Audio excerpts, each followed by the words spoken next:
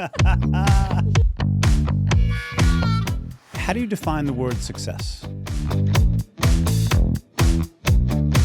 Welcome to the Relive the Moments podcast. I'm John Lim.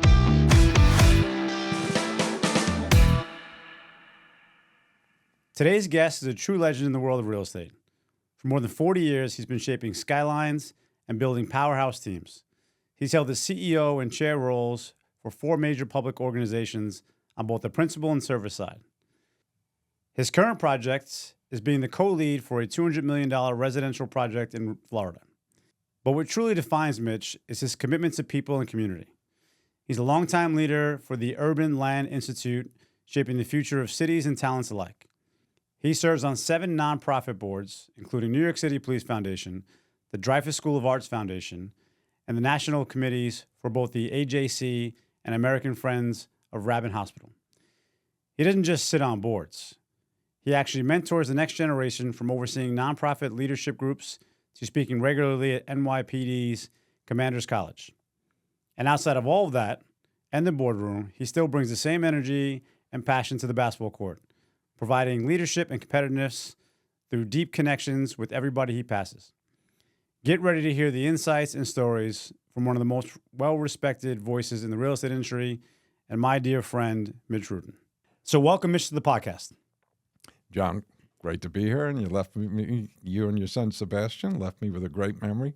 6-2 last time we played together. I appreciate that. That starts the conversation in our basketball roots, where how you and I met is actually on your basketball court at your house, which, by the way, for everyone to understand, it's an outdoor court. It's not so long, and there's greenery because your wife has made the backyard like a beautiful garden oasis. But it's the only court that I go on that I can barely breathe for the first 4 games. With all the oxygen pumping, I don't know what it is, but it just takes the lungs out of me to catch up on that court for some reason. But it's been fun playing there with you guys. You know, we've had almost 30 years of playing on that court, and I made so many friends, yourself included. Love to see the next generation with Sebastian. And by the way, let me give him a push. There's a lot of young people that come through, and in my career, I meet a lot of young people who are looking for career advice, and I've gotten a little more selective. I have time for Sebastian. I really, that means a lot. I appreciate that a lot because to your point, and in your position, there are so many people that you've walked. I mean, listen, I don't know you that long. You know, maybe it's 10 years of playing, 10, right? Yeah, 10 years 10 playing years on the court. And that's mainly on the court, some off the court stuff. But that's where, like, you have so many people that would ask you for favors and so forth. And for you to even offer Sebastian. So, Sebastian, when you're watching this, man, credit to you to do that. That wasn't me earning that. That was him earning that. Oh, yeah, it was all him. You. Yeah. It was like, you know, the fellow named John Cohn before him also. And, you know, as you know, you can tell a lot.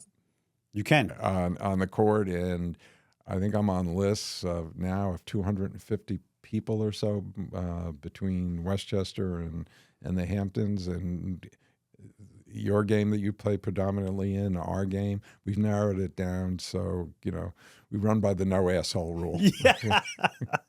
Well, listen, we'll get back to that no asshole rule, and then to give John a plug. He was actually the young guy in the game when I started. And I think he's about 15 years younger than me. And I always got stuck guarding him. Man, talk about a workout. Like, I came to that game like, all right, I could be easy today. John shows up. John's got to cover John. His jump shot was hopefully is still phenomenal. So, John, if you're listening, man, keep shooting. So, bringing back to basketball, 30 years on your court, right? The name of the podcast is Relive the Moments.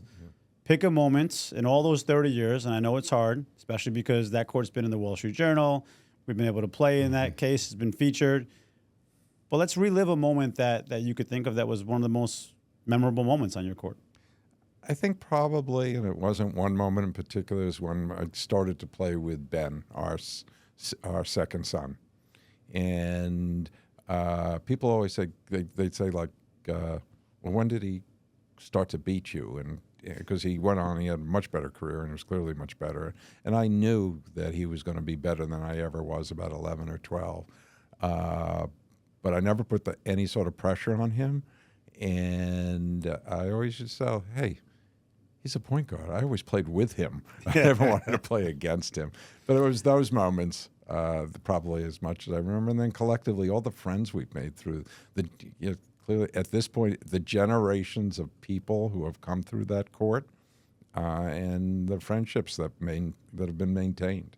I tell people all the time, right, that, I mean, just think of this moment, right? In this moment that we're having right now, this is only happening because of the game of basketball, right? Like God, one of my favorite quotes is, coincidence is God's way of staying anonymous. Right. And I love it because it was said by an atheist, right, Albert Einstein. But there's no coincidence that things happen, and basketball was the driver, like being on the court, being able to play. Okay, I'm not the best player on the court. I'm not the worst player, but I garnish respect. And then the way you play and the way you handle things afterwards. There's been a ton of players that come on the court that don't get invited back or don't have the opportunity to spend this hour with you, having this intimate moment. You just earn something somehow by not only being a competitive player, but just being a good person. Those two things are very easy to see on a basketball court very quickly. And you know, and for me, it goes up and it goes down.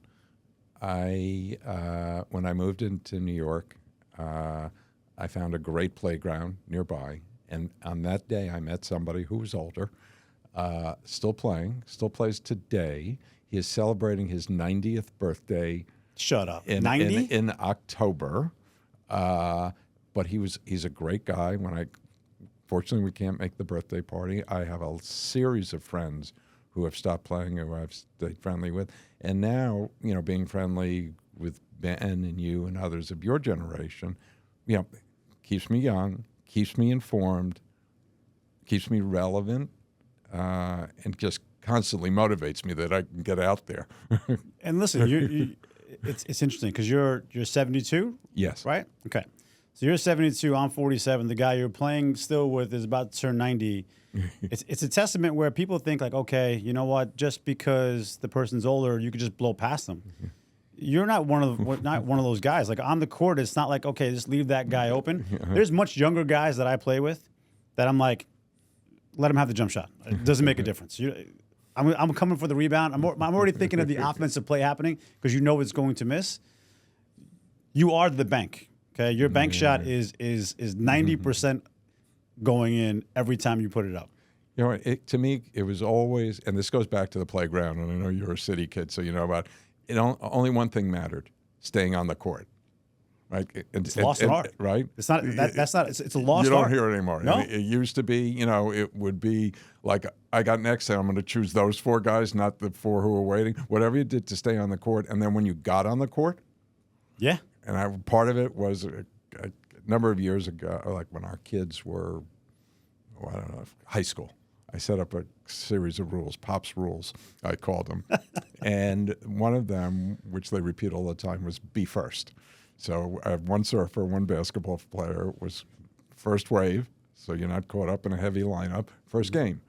And I always, every time I do a leadership question, I said, even if you don't know basketball, what's the hardest? Use your imagination. You have 3 equal teams, completely equal. What's the hardest game to win? Oh, it's the first one. No. You don't think the first one? No. Okay. So 3 equal teams. 3 equal teams. Yep. One team wins and goes on to the second game. Who's got the hardest time? For me, I still say the first one. It's the team coming on in the second because the first team is peaking. Oh yes. The team in game 1 is peaking, and the team in game 2 is cold. Right. So the difference between being in the first game and the second game, when it's a true schoolyard and you can be stuck. And I always say, be first. On time is 5 to 10 minutes early. First of all, I agree with that. Second, I agree that the team coming on has the disadvantage, but I always think of the first game as the hardest because that's the game where, like, okay, who's going to show up? Are you ready to play? Do you recognize, I guess maybe this is now in our Westchester games, but do you recognize that you're not going to be on the court? today in Ben's game, with the game that we play in, they play that three. So the three-team example is great because they play that rule where it's 2 on, 1 off, 2 on, 1 off, as you know. The first game is the only game that's like the schoolyard game where if you lose, you sit. Right? Because the other ones are you lose the game, you play another one, it's about an exercise, whatever. But I always take that first game as, listen, guys, you need to step up. I'm not sitting down. I'm just warming up and peaking. I want that. But that's unique to that game. That's unique to that game, right? That's unique to that right. game, and I think the other game has copied that. It's the same thing. Yeah, because it's how to be efficient. The intensity levels high. It would be higher if you thought you were sitting for 4 games. Oh man, listen, right? But you're actually right. That is. And I always tell city people kid. that's a reason to be first. But the people I've met there through the ages, and now love to see a Sebastian come along. Well, it's interesting you say that, Mitch, when you talked about Ben, your son playing, because people ask me like, and I want to go back to that moment about reliving that side, because people ask me like, hey, same thing. When can Sebastian beat you? Listen. One, at this point, I've said it on a different podcast, and I know he hasn't watched that podcast because he hasn't talked trash to me yet. But at this point, it'd be very hard for me to beat that kid now. Okay, this last year he's really come to his own. But in the regular games, I don't want to play against him. I want to play with him. That's right. Right? Like, listen, man, I'm bringing the ball up. Here you go. Game-winning shot. One of us is taking it. Like, come on. What's better than that? Right. Really? Nothing. What's better than that? Nothing. You've lived this, so you understand this. But there's a thing that I read the other day where it's you have your child for 18 years, and then after that, I said it to you at the last game. Then after that, you basically have them for a total of 2 more years, right? 730 so days or so forth. And then you correctly mentioned, well, up until they have grandkids. When they have kids, then they're like, okay, you see them a lot more. Okay, Dad, take your grandkids so I can go out for dinner. But yeah, like. Those moments right now that I'm having, that you lived through, they're my favorite moments. Playing basketball with my son at the level that we play, with the people that we play with, and watching him do things that I today can't do. And I back then probably couldn't do. I couldn't do either. His footwork is just way past mine. So yeah, it's. But when parenting's always interesting, and we're fortunate. I have great marriage, 2 great kids, now 3 great grandsons. And I have a laugh with our older son, who's surfer, who looks like the basketball player. He's a bigger version of me, and Ben's built more like you.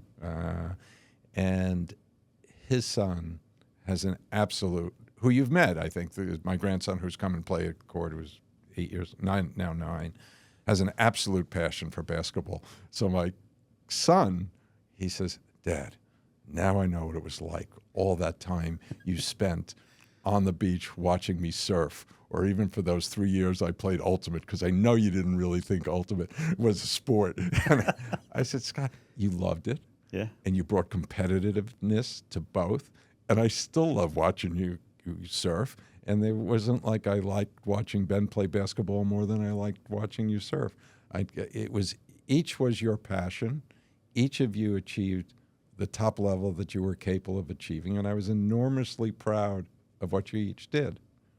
I think it's also one thing you said to me when we were playing basketball once that really stuck to me is you put us in a liked category, right? Where you and I both like to win, right? So it's about winning.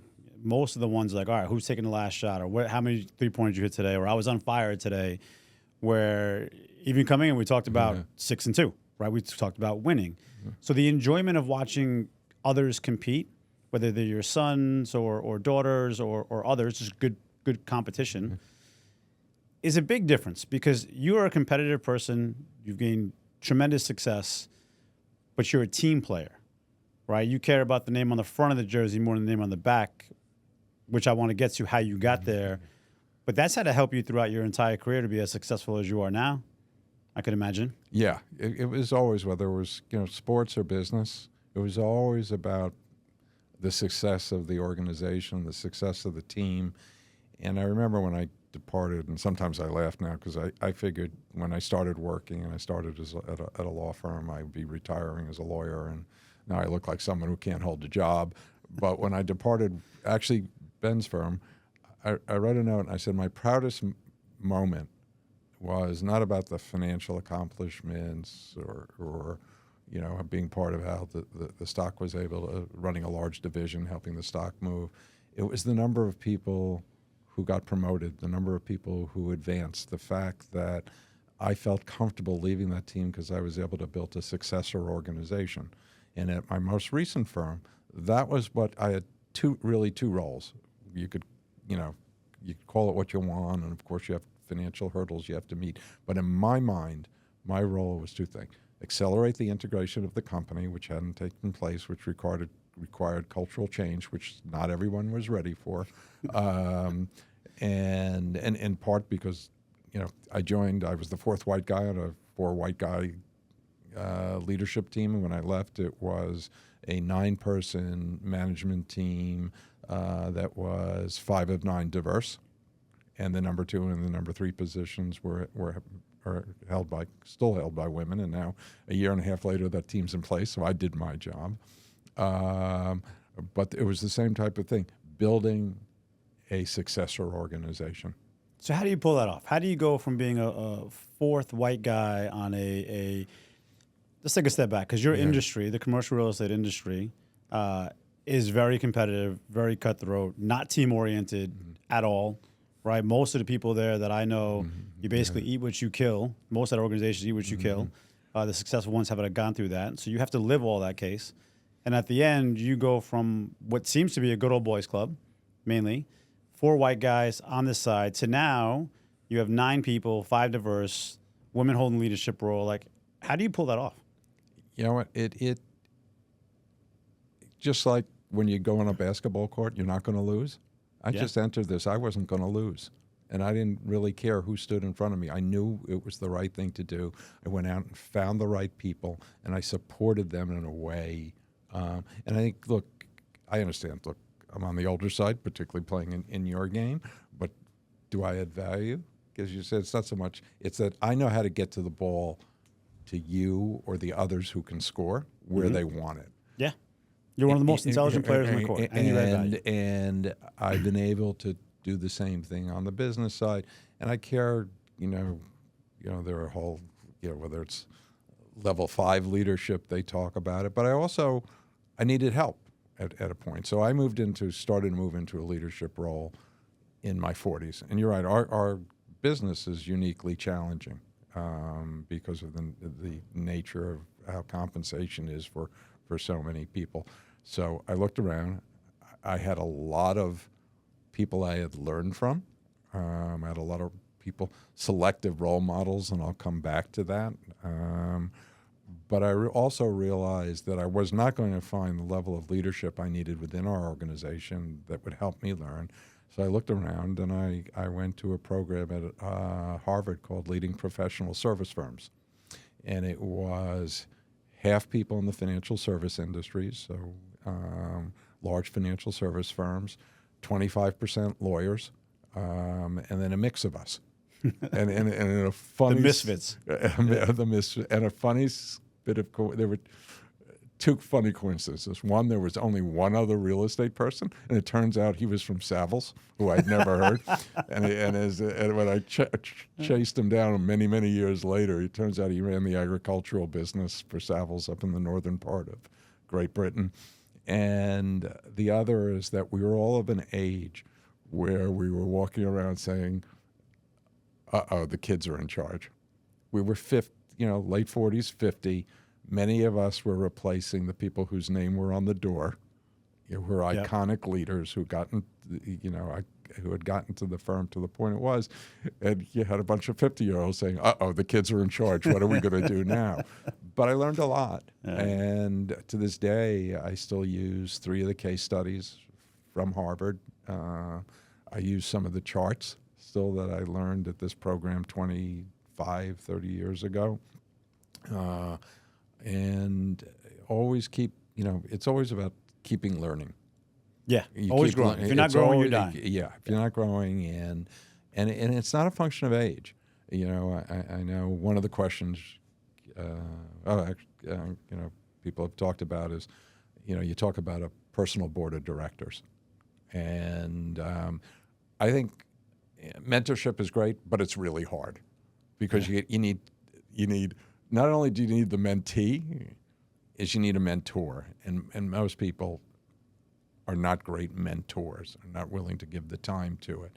I agree. But what I always found was, first, I looked at people who were successful, and I never said I wanted to be that person, but there was something about that person, work ethic. I mean, I learned a lesson from somebody who I thought was abhorrent, but that person did something that I do to this day, which was he personalized himself. Interesting. Right away. And personalizing yourself is really important when you meet somebody. So I say all the time, like, I never had a mentor. I mean, I made so many mistakes. Have I had or have a mentor, I would get to where I need to go much faster. I'd be further along than I am now. I believe in mentorship. I think it's extremely important. If you had to tell the audience, like when for the young people out there, for anyone out there for that matter, that's in business and that wants a mentor, right? How would you interview? First, what do you look for in a mentor? How do you ask? I think it's really hard because sometimes when people are asking, someone will say yes just to get rid of you. But I found with this concept of the personal board of directors, there'll be some sort of connectivity that you'll have. And mine came about, as I think about the three people who are I call on my personal board of directors. They were all three were about close to 20 years older than me. Okay. Two are still alive. And I met one through basketball. He's was very helpful to me, and I consider him a very good friend as well. The other met through horrific circumstances. Probably one of the single hardest thing I've ever dealt with at work was his son committed suicide in the office, and we had to deal with that. And through that, I cultivated a relationship with him because I guess I did what I thought was the appropriate thing to do. So you worked with him, and his son killed himself. I worked with the son. Worked with the son. Yeah, and he killed himself in your office. Yeah. Oh man. And so through that, reaching out to the father, who I didn't know, I knew of, and then the third was this was opportunity, and there was a group, and the then head of my company fell ill, unfortunately, couldn't attend. Asked the number 2 person in the company to attend. He didn't really want to, and he sort of looked, hey, I got this group of people. Do you want to go to? Would you like to go to this meeting? Well, it was a room full of people. I said, sure, why not? I go to the meeting. It's a room full of people where you, as I like to say, you knew everybody but me. But the person who ran the group, who was vice chairman of a bank, became a good mentor and friend to me and to this day. And I found that, having, even though not in your industry is a good thing. Okay. And, 10 to 20 years older. Okay. Because in each of these instances, stuff that you're dealing with that you think is unique to your situation, you find others have dealt with. Right. They've dealt with it. The hard way. Yeah. So at least you have the benefit. So I think, and it's really, I talked about that recently to the group of the people I have. Some of those notes I've been sharing. And I said, look, you don't have to be a fancy person. You don't have to do this. Look how I found it. Basketball tragedy and somebody offering an opportunity. And through that, they found, I found these relationships. And it could come from you. It could come from your church. It could come from your synagogue. It could come from a basketball court. You never know where it's going to come from. You could come from anything. And if somebody sees something in you, not everybody, but there'll be people, and you can learn. You can learn a lot, and you have the benefit of people. And there are a lot of people out there who are willing to give, but sometimes they don't know what to do. They think they have to be in a program. Yeah. They're afraid to talk to people. I've always said, with caveats, and if the person's earned it, when I say they've earned it by being the right kind of person. Mm-hmm. Like going back to, and I'll make you feel good, Sebastian's earned it. I saw the way he handled himself. Not everyone does. We know, especially on the basketball court. Yeah. Right. Yeah. Especially on the basketball court on a Sunday morning. Right. For a high school kid. Getting up at that hour. Yeah. You said it a couple of times about a personal board. What is a personal board? It's a term I stole from the Wall Street Journal. Okay. They had a column called Personal Board of Directors, and they'd profile people. Mostly it was, for the most part, it was diverse leaders, mostly women and ethnic minorities, and the people that they relied on during their career, and they talk about the 3 or 4 different people. So I think it's a great term. I love this term. As they say, it's genius to steal. Yeah. I love it. Right, and I use that term all the time. And I've seen, and it's always a very sort of diverse group of people who bring different things, and you have the opportunity to talk. But now, do they collaborate like a board of 3? No, it's just your personal board of the 3 people. It's in your unofficial, life. and the 3 of them never come together. The 3 of them don't even know each other. Yeah. Okay. I never have a meeting. It's, it's we'll call it. It's a term of art. Okay. I like it. And you can have 1 person, 2 people, 3. There's just people. It could be your parent may be a little close to home. It could be a coach. It could be any number of somebody that can be folks. Objective but empathetic. Yeah, I even think we had this funny dynamic when our son was playing in Scarsdale. You know how close we are to our neighbor. Yep. And the one thing, I'm very close with my son, but the one thing he never wanted to hear from me directly about basketball. So we had this three-way thing set up. I would talk to Michael Zucker, my neighbor. Yep. Michael would then convey it to Ben, and we all knew what was going on. Ben knew Michael was conveying my thoughts, but he was okay hearing it from Michael as opposed to me. And it's also lessons about, I always tell people, how do you advance things? Try and avoid, it's not always easy. Try and avoid the moment. Yeah. Like, live in the moment. Live in the moment. But if you're going to tell someone something that doesn't have to be addressed that second, sometimes it's best when things are a little less heated. Well, because it brings a good point of, like you said about mentoree. It's you got to be willing to give information and receive it at the same time. And if you can't do that, right, then it's like talking to a wall, right? So in that moment of the heated side of it, they're not going to hear you. You're hearing you. You selfishly want to get that moment out there because you have something in your mind. You're not being patient. But it has the adverse effect, which is why I've never pushed. I mean, Sebastian right now is the best basketball player he's ever been because his natural talent. And also I believe that I've never pushed him. You want to play college ball? No. Okay, cool. Like, it's your life. I don't have to live my life through yours, right? I'm glad your 17 years on this earth were a little easier than mine, fair, but I don't have to live my life. Play ball, don't play ball, keep the mind open, but just keep playing. Have fun. Too many parents, especially in Westchester, too many parents take away the fun out of the kids' sports, and then kids end up not playing.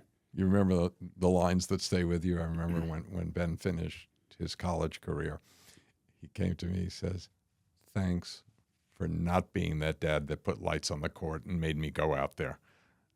It's one of the that's one of the greatest compliments that a child can give you, is thank you for that, because parents get too hard on their kids. It's your point about a parent being a mentor. You're probably too close because you lack objectivity of it's a human, but it's also my son. Yeah. All right. So speaking of parenting, I want to go back to your world. So here you are, 72, CEO and or chairman of 4 publicly traded companies, a legend inside of the not just the New York City real estate game, but legend in real estate globally. Let's go back to the young Mitch, right? So I'd like you to pick a moment when you were younger. Yeah, legend connotes old. Yeah, people like to use it. It's okay. I'm just messing with you. In fairness, I was 14, 15. Whatever 15. My son's a sophomore. I was 15. I'll never forget I can't remember his name, but I can remember his whole face and body. My global studies teacher in Cardinal Spellman was like, oh, welcome, Mr. Lim, a legend in his own mind. Yep, absolutely. Yeah. Absolutely. Yeah, I could see that. So, yeah. So, yeah, legends can be young. You just got to start earlier. But let's go back to that young Mitch, right? Let's relive a moment from your childhood that sticks with you, that you think helped shape you to be the man you are today. And who was that moment with?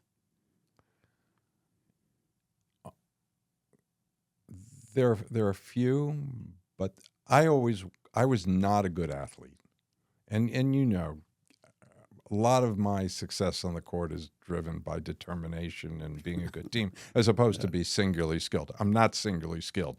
People question like how did you make that team? How did you make that team? I made that team because I made the team better, wasn't it? Yeah. And our grandson went to a summer camp this year, his second year, same camp that I went to, as did our kids, Brant Lake. And it brought back moments that when I was there, they had an A team and a B team. I was always on the B team. And I had a gym teacher, basketball coach from the Bronx, who saw something in me and said, if you wake up at 7, I will work with you every day. Now, this is at camp. At camp. You get up before breakfast, I will meet you at the court and I will work with you. How old are you at this point? I was 13 or 14. Okay. Something like that. And what was his name of this famous Bronx man? It was Mike. It will come back to me, Mike. And it will Mike come from back. the Bronx. Yeah. And Shout out to the Bronx. And I worked with him hard, and this was sort of a confidence turning point. I made my way onto the A team. I was probably, if you were looking for who was going to be the scorer, it was not me. There was a marquee tournament that the camps went to that was run by Nat Holman, who was the legendary coach when CCNY won both the NCAA and the NIT. And somehow or other, the ball started to come to me. I started to score. And I ended up as the MVP of the tournament. And that was a confidence builder. So at 13 years old. That had stayed with me and propelled me to keep working and saying that here it was. I grew, because I was a big kid. I was full height. I was one of those full height, 12 or 13. You didn't have parents there saying, oh, he's not going to grow more, put a ball in his hand. I was, okay, you're taller than everyone, you got to be a center. You can't dribble and all that. But that was the fact that person, Mike Laurel, and actually I'll change it. He was the coach at Belmont. He was a coach on the South Shore of Long Island. Okay. Mike Laurel, and he saw something in me, and I put the work in, and it was paid off, and it kept me driving. And that was one of the things I wanted to achieve. I mean, but now this is not a basketball camp, right? No, it was a general sports camp, but for that type of camp that a lot of kids in Westchester or Long Island go to. It was one of the more competitive camps. So for those who have not gone to camp, I want people to really get this moment, because I think what most people what a lot of people don't understand that I speak to is that there's 3 stages of your life, right? 7 or 8 years, your body, your mind, your changes. I'm seeing it now with Maddie at 9. She's a different human, right? We go through these stages. And the first stage of life, you can't reprogram. When you go to therapy, you can only put things in place to maintain that. The second stage, if you dedicate a lot of therapy, you can rewire that. And the third stage is an easy rewiring because you're already past teenage years and the hormones and everything. It's fair. But there's pivotal moments when we're younger. So we're talking about a camp that you play everything. It's not dedicated to basketball, but you were playing basketball. And this counselor sought you out and challenged you to say, hey, listen, just wake up earlier than everybody else and come with me and I'll help you. What made you gravitate at 13 when all the other kids are waking up, having breakfast, having fun, messing around? It wasn't like it was a competitive basketball camp. Like, what clicked in your head to say, hey, you know what? I'm going to get up early tomorrow morning. That was the sport I wanted to excel in. I wanted to be good in the other sports, but I wanted to excel in that. and I saw, and you do it incrementally. You know, I was old enough to know I wasn't going to the NBA, but high school. Back in that day, we had junior high school. So I said, I always kid. I said one advantage of junior high school was you got to be a big shot twice. Yeah. Because you were on the junior high school varsity, and you'd get a letter and all that. So I had in my sights being the junior high school varsity and then the high school varsity. I never really thought behind that, but I had achievable goals that I thought I could do, and we were good. You know, there were other kids who went on and had nice high school careers for that university, and we generally won most of the tournaments, and there were people there who were better than I was. I'll tell you, what you said triggers something to me that I hope the young kids today, they get. Like, there's one thing to be somewhere, right? There's another thing to show up. So you have an opportunity, someone taps you on the opportunity, and one, I always believe, like, never miss an opportunity, okay? I don't care what it is. I just want to be in the game. I just want a chance, right? Pick whatever it is, because I 100% lose if I'm on the sideline, right? So just put me in the realm, and I'll figure it out. But I just want the chance. I want the opportunity. Many people, that opportunity knocks on the door, you know, like, hey, met you, you were great. If you want to talk one day, let me know. And then they never talk. Send a text. I didn't get back to you via text right away. Send another one. Like, take that opportunity with all that you have and put it in, and then show up. Because you could be somewhere, but you're not present. You're not listening. You're not hearing it. You're not taking it in. Your mind is somewhere else. And obviously with cell phones today and Instagram and social media, to be present is one of the things that I think somehow they should teach in schools. Because not even parents today. Like, I remember the difference of my two kids. One grew up with no iPad, and then one was born right when the iPad came out. And I'll classify us as bad parents because to make him quiet, we put the iPad there quick, right? If I had to go back, I would take it back out. But I'll never forget, in the basement of the house, we had a TV, and he could walk now. So he goes to the TV, this big screen TV that you paid a lot of money for back then, and he's swiping the TV. Yeah. And I'm like, Nathaniel, stop touching the TV. But all he knew was, you know, swipe to move. So it's a great story that you decided in a camp full of people. Was it a co-ed camp? No, boys only. Okay. Still boys only. Still boys only. Still boys only.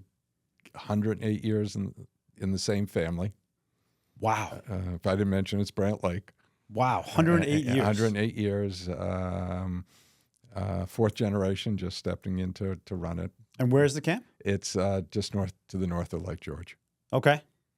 Beautiful area It's be beautiful. Camp, The camp, you know, one of the nice things, parts of it, you go up there and everyone's reaction who had been there before, God, it still looks the same, rustic, with additions to it. Sure. And that's part of what has made it special. You mean they went from like metal backboards to some fiberglass ones? It might be or the that. circle ones. And now right? now there's some indoor courts and some more tennis and basketball, and they've added you know, some other activities, and they've got a girls' camp for part of it.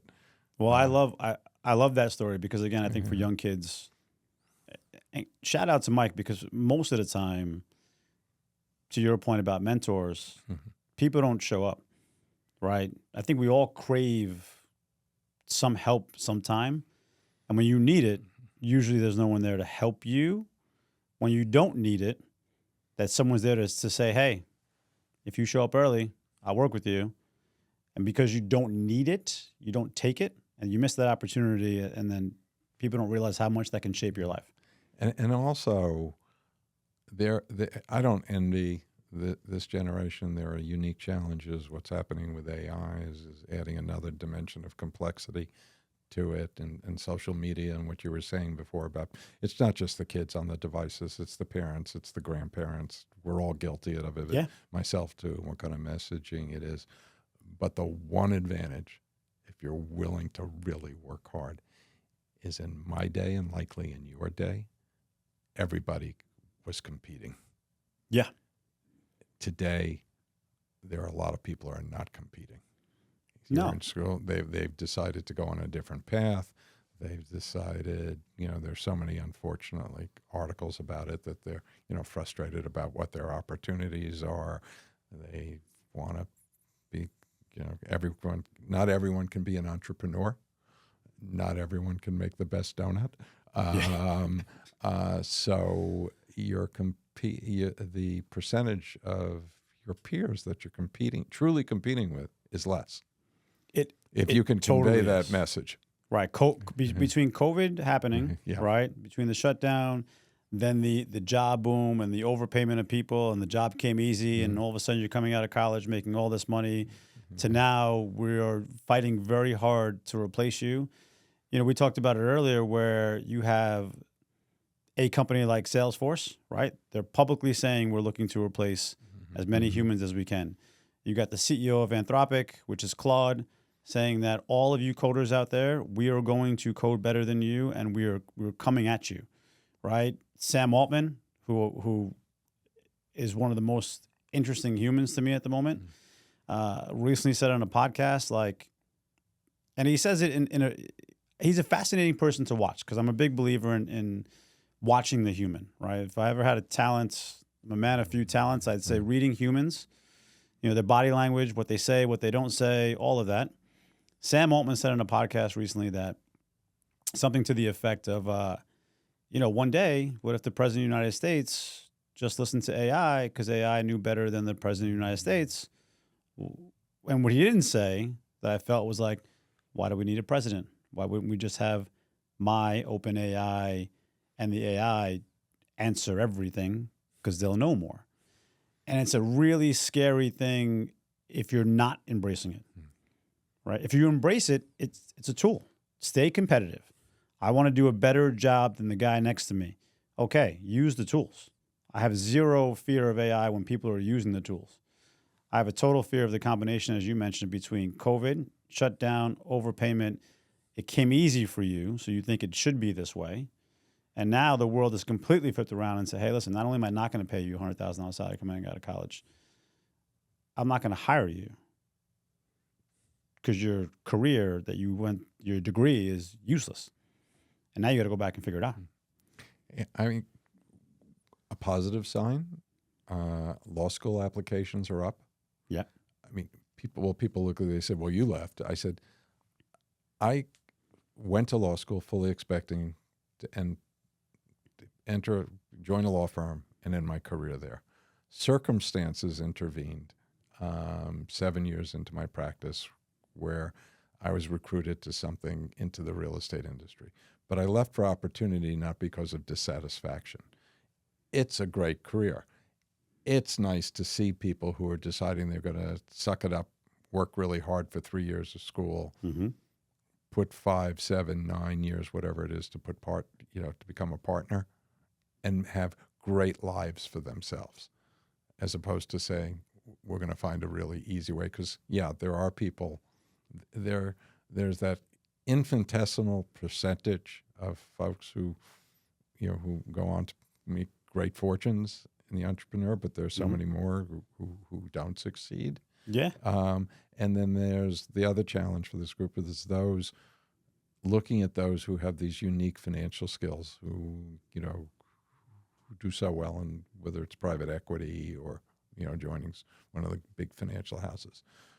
But that's not most people. No. That's a tiny percentage.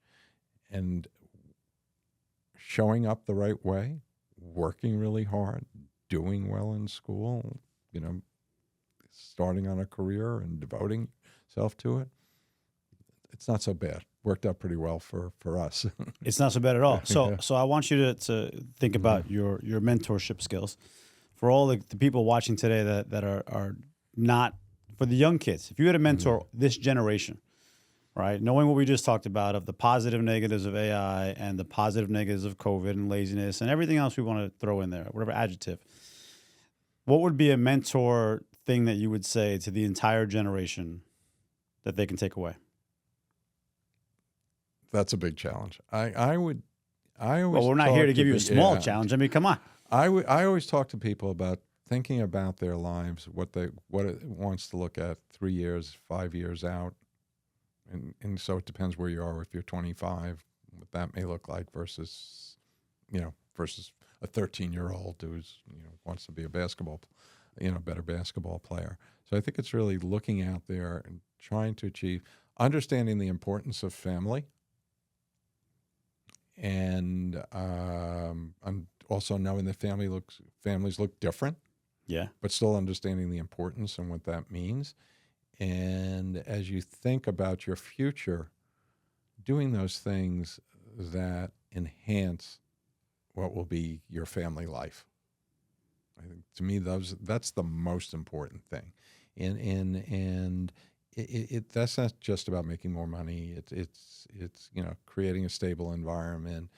Most important, having great values and finding that thing that you're passionate about, but understanding those may be different paths. The path of somebody who goes into financial services or into the real estate industry may be very different than somebody who goes on to become a coach or a teacher. Right. I think to your point, though, you don't know. Equally fulfilling. Yeah. As long as you do it, you show passion, you do best, you're adding value. But really trying to figure out what that is, but looking out beyond, and also understanding. One of the best books, most important books, I would say, and I wouldn't say best books, most important books I've read is a book called Late Bloomers, editor of Fortune. The abbreviated version is he was basically a screw-up, barely got out of college, and about 30 or so, he was a night watchman, heard a noise, went out with his flashlight because they wouldn't trust him with anything more than a flashlight, and realized that the noise was coming from a dog. And his epiphany came when he says, I'm doing the job of a dog. And this was not about the Ray Kroc story where at 50 you walk in and you discover something. Yeah. This is about, particularly today, nobody's on a completely upward path. It's up, it's down, it may go sideways, and that's life. It's life. And also people matured very differently. So when I give my leadership lecture at the NYPD, because you have people from a lot of backgrounds, and I say, look, let me tell you my background. Most of my grandparents came here around the turn of the century. And then I said, there are parallels in all this. And I said, my grandfather, we'll talk about economic maturity. One grandfather went to work, dropped out of school in third grade, the other out of fourth grade to go to work. Why did they stop? They had to help support their family. Yep. They were economically mature at about 9 or 10 years old. They were responsible. Okay? Next generation. My mother did go to college. My father didn't. My father went to work right out of high school. He then went and served in the Army during World War II. But he was facing economic maturity at 18. My generation, we didn't know about gap years. You went to high school, you went to college, whether you went to a private school, you went to a state school, whether you went to a city school, you then went to graduate school and you went to work. Maybe you took a year off if if you were ultimately looking. So for those who don't know a gap year, how would you explain a gap year? It is where you're going to take a time off and do something that you really want to do. You're going to be a ski instructor, you're going to be a surf instructor, you're going to tend bar.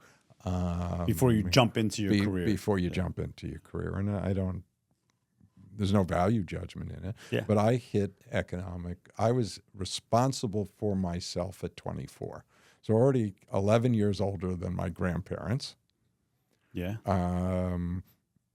And now you look to a gap year, 2 gap years, 3 gap years. But even if you start to really embark upon whether it's your late 20s or 30s, it's not too late. Yeah, Gary Vee says that often. It's not too late. Just take a step back and figure out what you want to do, devote yourself to it, And, ageism is certainly less of a factor. Look, right? I'm talking, it's certainly less of a factor. You see so many people in their 50s, 60s, 70s, even 80s. So I think one of the guys we were playing with last time I played said, I'll never forget something he said. He said, key difference between real estate and finance, both wonderful careers, is nobody retires in real estate. Because there's something about it. Yeah. And I said, it don't. And some real estate icon was quoted not too long ago, and he's in his 90s.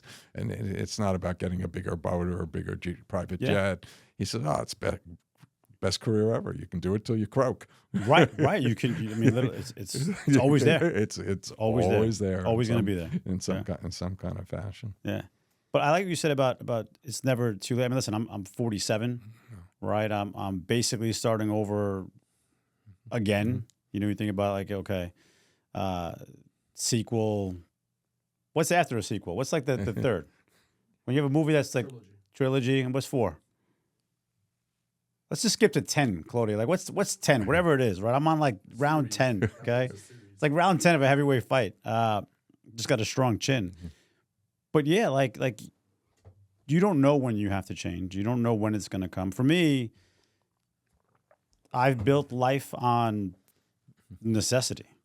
Like, probably I had a chance to take a step back and say, hey, listen, you're going through this stuff, right? When I went through my divorce, okay, you're going through the divorce, breathe for a minute. You have some money coming in. You're not the entrepreneur at that point that didn't know where the check was going to come from. Like take a day off. And I think the days I took off, I was hungover, right? So I took like a half a day off from that side of that case. But I didn't stop. And I think that's why, like, you just keep innovating, keep running through the wall. And then eventually the wall has to give so you can get through it. Although sometimes I think I ran into the concrete wall with some rebars or things of that nature. I didn't make it through. But I think it's important where especially in the day of Instagram and the fake life of, hey, you could be 21 years old and be rich, or you could be 28. I go back to the basketball side, right? There's a ton of kids playing basketball. The amount of them that actually will play high school ball diminishes. Then from high school to college. Then from college to the pros, like, your percentage is so low. So one, fight for your dream, but on the other side, be realistic about what your dream can be and make the most out of it. And never stop looking for different ways to do that, no matter what age you are. As I was saying earlier, I never thought my career was going to go in the direction it did. I was at one firm for almost 23 years, but the others, it's been 5 years, 6 years. I made the most of each of them. I accomplished what I wanted to accomplish. And I found, I was fortunate to be able to find, what was next that was challenging. So I want to relive through this moment, right? Because you mentioned it a few times. You're a lawyer. You have a practice, okay? You busted your ass to be a lawyer and go through all of that stuff. You have a practice. You're 7 years into it. From the bio that we read earlier, right, if you had to say the legendary status is real estate, right? The legendary status of what you put together of being the CEO or chairman of publicly traded companies is all tied to real estate. What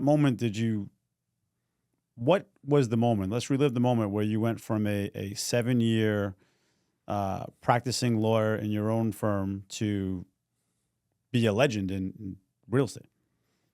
So I finish a large transaction. When it's over, Jerry Spire and a fellow named Jeff Wharton at Tishman Spire approached the partner that I was working for named Jerry Uram. The firm is Davis and Gilbert. I'm still close to both Jerrys, Jerry Uram in particular to this day. And they said, would it be okay if we spoke to Mitch? And I was the second person on the representing the opposite side. And he said I would never stand in the way. And I was at first flattered, but then really didn't pay attention to it. And as the conversations continued, for me it was a qualified risk, because I felt there were parts of the real estate industry I knew, but there were parts I didn't. I didn't know the financial part. I didn't know the operational part. And I didn't know the development part. So what part did you know? So I knew negotiating the transaction part. Okay. And I knew a lot about leases, and I knew about financing, and I could do sale and things of that. And I figured that if it didn't work out, first of all, it was a great company. And if it didn't work out, I could go back to being a lawyer, but being that much more valuable. It took a while to convince my parents because they didn't understand, even though I came from a solidly middle-class background. To them, real estate was at the time, the housewife who was leasing or selling houses out of her home or some small building. And they didn't understand that business. And I was fulfilling a dream. I wasn't the doctor, but a lawyer was second best. So, and why would I ever think about doing it? But when I showed up, I had an epiphany. And to this day, I don't know what caused it. I realized I was kind of a quiet kid. I was a good student, but I was not the one whose hand was up. I wasn't talking. You wouldn't want me at the debate team or any of that stuff. I was captain of nothing. And I realized to succeed at the job, I had to redefine myself. And this sort of falls into this late bloomer category. I could have been this person whenever. But How old are you at this point? Now I'm 32.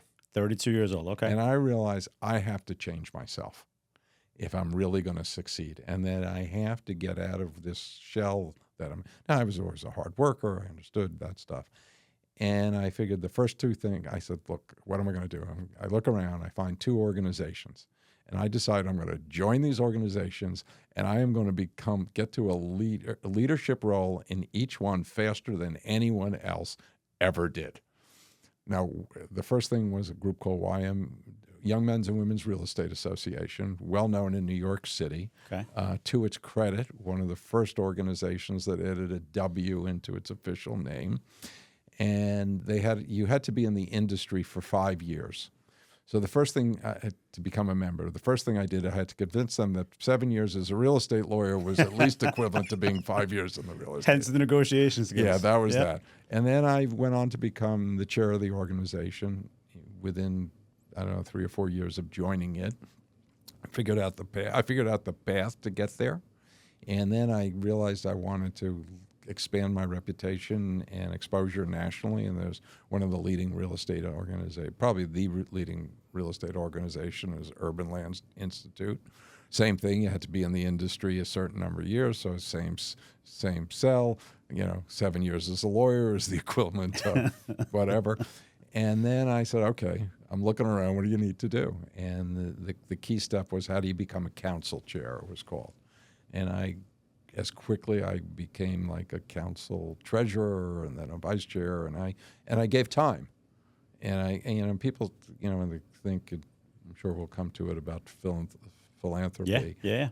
Particularly at a young age, people are looking for time. There's always people who give money, but they're looking for people who are time and willing to give their effort and committed to it. And I became a council chair, also on a fast track, eventually a trustee, now a governor. And it started me speaking publicly, which I never did. It taught me about succession because I had to build a team and then prepare that team to succeed me. It taught me put me in a position where I had to understand other people. You had mentioned empathy. Yep. Which is so important today, and really understanding people. One of the words in the vocabulary that everybody should have. Everybody should have, and one of the challenges today, and particularly when you're on screen, but it changed me. So I transformed here I am, 33, 34, 8, 9 years into working, and I became a different person. Why? I don't know. To this day, I don't know. But there was something lying dormant in me that there was no trace of before, and it was enabled me to really change who I was. Well, it's And maybe it was coincidence yeah. with Yeah. getting married, Yeah. with having a great partner. You certainly know Bonnie. So did you get married to Bonnie before you left the firm? I was married before, and the day we signed the lease was the day after our first son was born.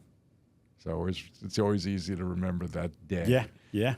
But then when this opportunity rose, I had a lot of support from Bonnie. He said, why not go for it? Right. And I'm sure I had a lot to do with and she was enormously supportive of everything, and was a complete partner. There's no in basketball, coincidence. chased me around the world playing basketball. To this day, we're going to Utah the second week in October. I had to throw in a trip to the Sphere, which I actually wanted to do as well. But because of basketball, you're going to Utah for basketball? Yeah, actually going to play in a tournament.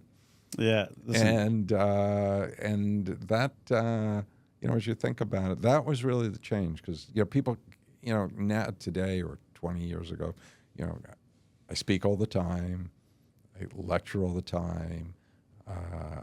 We were talking before about not liking teleprompters. I don't like teleprompters. I like to speak extemporaneously. Yeah. I like to really get my thoughts together and then and chat. And people can't even imagine that I was the person who would never have done that. And you can drop me into most circumstances and feel pretty comfortable. And I mean, listen, you couldn't have been the CEO of Matt Cali, a publicly traded company, if you weren't able to speak. It's one of the things that right now, you think about the AI conversations, learn how to speak. Yeah. Learn how to speak, and you'll be fine for anything that you do. Yeah. So you're 32 years old, you're married, you take on a new career, and on top of that, you take so much time into two organizations that you obviously paid to be part of. They didn't pay you to be part of, just so you can better your new career as a future real estate legend. Did get an assist from the company.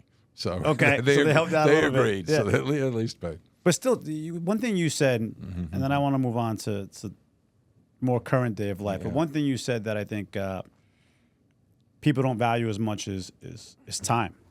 Yeah. Like, no matter who you are, where you're born, whatever it is, okay? I know we talk about God created every man equal and the Bible and so forth, but the truth is we all have 1,440 minutes in a day. We all have the choice on what time we go to bed, what time we wake up, and we can make any excuse of I can't tonight because I got to work. You have these choices. You can manage these 1,440 minutes in your day, and dedicating time. I often hear people say, I have no time. If you really break down the hours in a day, you recognize that you have a lot of time you're just somehow wasting. So to your credit of balancing all of that and starting a new career, I think it's something that kids today should know, that time is not infinite, but it's also a controllable commodity that you can create tremendous value from. So I think it's a good thing. All right, so I want to switch gears. I want to go to the thing that you're most passionate about now, because you mentioned it a lot throughout the podcast. Is about helping others. Okay, so yes, sure, I'm sure you give money to some organizations, but what I noticed a lot from our conversations is you give time to these organizations. What are you currently working on right now that you're giving time to, and why? So part of our life is migrating to Florida, not completely. And the other thing that I like to do is I like to find points of connectivity. So if I were to take two in the educational area where I haven't been. So we were introduced to a school in West Palm Beach called the Dreyfoos School for the Arts. Hard to believe,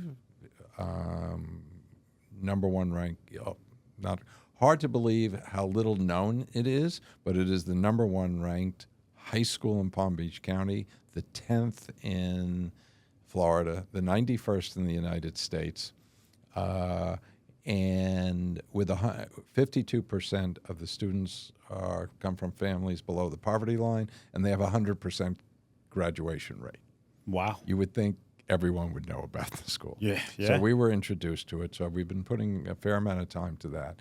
And I was added to the board about a year ago. I'm also involved with a group called Greenhouse Scholars, which I'm I would call it an advisor. I'm not a board member because I'm on too many boards, which identifies kids from underserved communities, takes them through a very rigorous interview process, and you have to have a 3-5. So it is that's a cutoff. You have two criteria to be an eligible candidate. Is you have to come from a family with an income below a certain threshold, and you have to have a 3-5. Okay. And in part, we got involved was because Bonnie has been on the board of the Mount Vernon Boys and Girls Club for over 10 years. I didn't know that. And very active with them. And where they're successful, as is Mount Vernon High School, is in sending kids who are first generation or come from below poverty line or broken households to college. They're not sending kids to the colleges that these kids go to. So we got involved when they came to New York, and we did make a donation. I said, they said, we're just coming to New York City. And I said, well, what if I gave you a bribe? They said, okay. What do you mean a bribe? I said, what if we made a donation? And that Bronx thing in the Bronx, just loop it up there a little bit to encompass Mount Vernon. Two exits on the hutch. It's just right up there. Right. It looks the same. You wouldn't know the difference. And I said, all you have to do, we said, all you have to do is agree to interview kids. You don't have to take anyone. You take them, just consider them in your interview circle. And we then attended their forum in Boulder. The organization was founded in Boulder. And amongst other things, we sat with 2 tables of graduates. Okay. Because the way the program runs is once you're accepted, you are giving a dual level of mentorship. You are given somebody like you or I, would be a mentor, but then you're required, once you graduate college, to give back for 5 years. Okay. So you have somebody that is, they can identify with. So they pull the Army routine. Like, Right. we'll give you free college. You got well, it's actually not. They give them mentorship, because what they found is their record that of the kids who come from similar backgrounds, who go off to college with just financial support, only 32% end up graduating.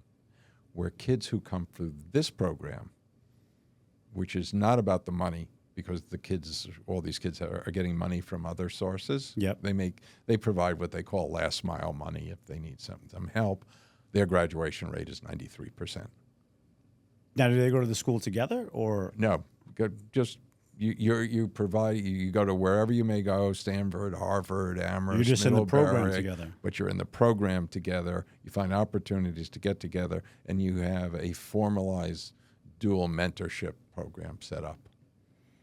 And that level of support gets those kids through school. What's the name of the program again? Greenhouse Scholars. Okay. And they're headquartered in Boulder. We're also involved in a lot of causes related to Israel, and in particular, in these days, anti-Semitism in the United States through the American Jewish Congress and a number of other American Jewish Committee. Before we talk about the rise of that, going back to the greenhouse, I read an article many years ago. It was the Harvard Business School newsletter or something they send out. I got the magazine. I used to get the magazine, Harvard Business Review magazine. And I'm reading this article where this guy's talking about, I'm in a meeting, I'm as a consultant, and it's a big, publicly traded company. And I attend this leadership meeting, and they're going through it and all this leadership stuff. So when I got out of the room, I went to the guy who was speaking, was like a CEO or a COO or something like that nature. He's like, hey, man, you know Dan? And he said, the guy looked at me like, Dan? Who's Dan? Like, Dan? And then immediately he was like, oh, no, don't worry about it. And then reading further in the article, Dan happens to be the founder of Alcoholics Anonymous. Okay. Right? So he said the way this gentleman was speaking and the way the program was set up, right, the peer-to-peer group of nature, everything, was just from what they call the big book, right? Alcoholics Anonymous. And then I started looking at all the peer programs. Like I was part of Entrepreneurs Organization, EO, and you look at all these other peer programs, even like Greenhouse, as you say it.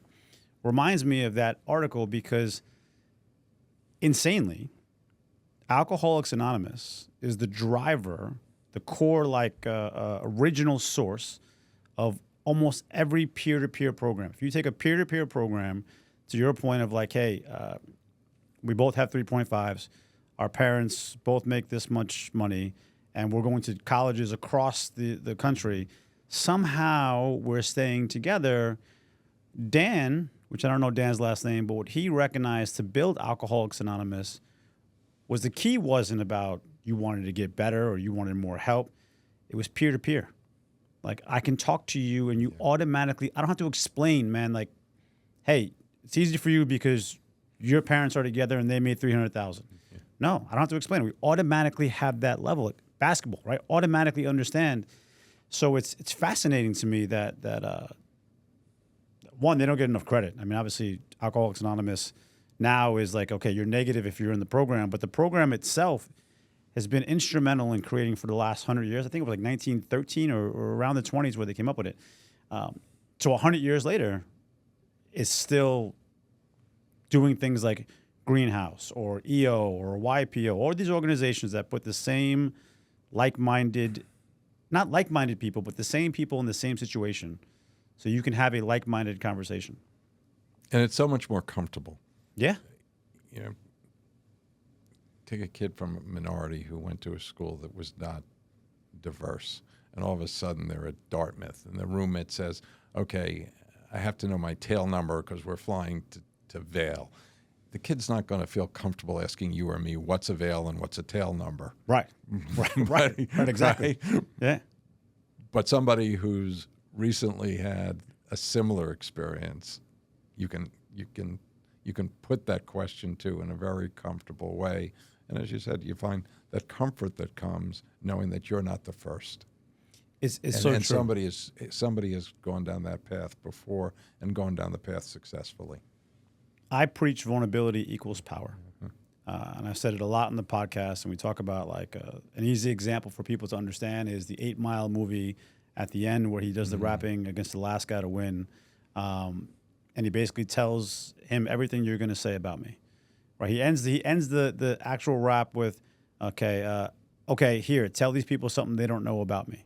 He basically took the power away from his competitor by being vulnerable. And as a man, it's nearly impossible to be vulnerable depending on where you grew up. So the people we're talking about, where you're in that poverty line or you're growing up in a place where vulnerability equals getting your ass kicked or being made fun of or something. I don't think young men can be vulnerable in that way because that's how they're shaping the common sense and the protectivity and so forth. I think it takes a certain age and a certain maturity and a certain hardening. Like you've gotten beat so many times that you can't beat me anymore. So therefore I can now be vulnerable in that scenario. But it wasn't until I was like 35 that I even learned that term. And from then I still practice like, hey, how vulnerable can I be? Like you're not walking around, telling everybody like, hey, listen, I got 27 million in my bank account. And by the way, my PIN, no, not that kind of stupidity, but like true vulnerability of hey, I came from nothing and I have something and I'm willing to help. And this story that might be embarrassing to you is not to me. Like I share that, hey, we had food stamps, which was embarrassing when I was a kid. But today it's like a fact of life. I could eat. Other kids are still fighting for their meals. So it's fascinating that's part of that organization. I love hearing things of that nature. And as you're talking about it, it's also knowing your lane, where you can add value and where you can't, based on your experience. Bringing you back to the basketball court. Know your role. Yeah. Know your role. Don't try and don't be presumptuous and think you can, because you've been successful in one area, you can be helpful in every other area. I completely agree. Okay, so Mitch, what is one of your favorite quotes? So you made me think about it. And I tell people frequently, act in a way that puts you in a position for something good to happen. And sometimes it does. I like it. Act as if. Act as if. And I'll go back, and I'm not doing it just because you're sitting here. But let's go back to where we started, where I talked about the way Sebastian comported himself on the court. He never knows where that may turn out to help him. We'll talk about Kevin Dudley, who you've played against many times. And, Kevin grew up with our son and his brother, and Kevin handled himself well on the court and also had the personality for the real estate industry. Uh-huh. And net result is it was very easy for me to recommend him and help him get his career started. And the payback was he became the youngest vice chair in the company's history in New Jersey and the first ever black vice chair. His personality lights up the court. Right? His game lights up the court, too. His personality. It was clear. Yeah. When he got married, they said, he's got that smile. Yeah, he does. But he did. Yeah. But it's not just about that. He put all the hard work into it. And I'll go back. My first job came about actually because of a strange. All right, I'm now go back to that to Brant Lake. I 7 years removed. I'm applying to a bunch of law firms. I get a call from the owner of the camp who I haven't spoken to in that 7-year period. He says, I was speaking to a friend of mine. He saw that your first job was as a camp counselor. This camp, do I know him? I told him, yeah, you were a great kid, great athlete, really good basketball, blah, blah, blah. And I'm like, oh, okay. What's that got to do with being a lawyer?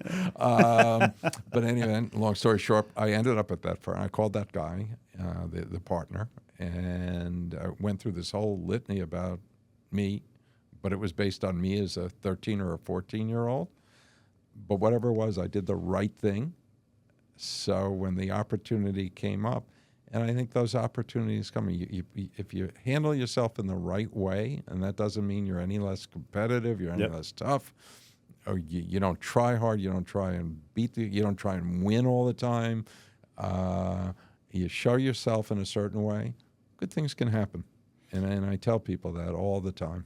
It's funny you say it because it's not hard to do the right thing. I think about all the mistakes. I constantly reflect of all the mistakes I've made as a parent and continue to make, even though I know that I've made them. But something that I always did for the kids always was like, okay, please, thank you, I'm sorry. And if you ask any one of them, like, hey, how do you get money? I work. Like those 4 things in life can take you everywhere because it doesn't take a lot to do the right thing. It doesn't take money. It doesn't take time. It doesn't take knowledge. To do the right thing is one of the simplest things that you can do. Just do it, and good things will eventually happen. But yeah, do the right thing. Yeah, shake hands, look somebody in the eye. I love that common retort. When you compliment somebody on their young children, or you should see them at home. And my retort to that retort is, there are plenty of kids who can't pull it off in public settings. Yeah. All the kids at home are different. Yeah, I mean, they're all different when they're at home. Yeah. But at least if they can pull it together when they meet you, you're doing something right. Exactly. You're lucky to have that. Okay, so as we get to the tail end of this podcast, how can anyone reach out to you who wants to help the causes that you're passionate about, whether it's time, energy, money? What's the best way to reach you for that? Text or email. Okay. So I'm good on both. I mean, 917-208-1800, mitch.rudin@gmail.com. I do communicate with people on LinkedIn, but I'm slow on communication. And my reply, if somebody approaches me directly on LinkedIn, is generally text me. Yeah. Well, we'll make sure we put that in the podcast description and all the details. Mitch, I want to thank you for coming today. Everybody, thank you for listening. It was an honor to have Mitch here. There's so many great insights. Please make sure you like and subscribe and share this podcast. or this YouTube video with anyone you can. There's a tremendous amount of knowledge that is given, and that's what we're about. So thank you for coming on and helping us relive these moments. No, thank you. Really, thank you. This was an honor.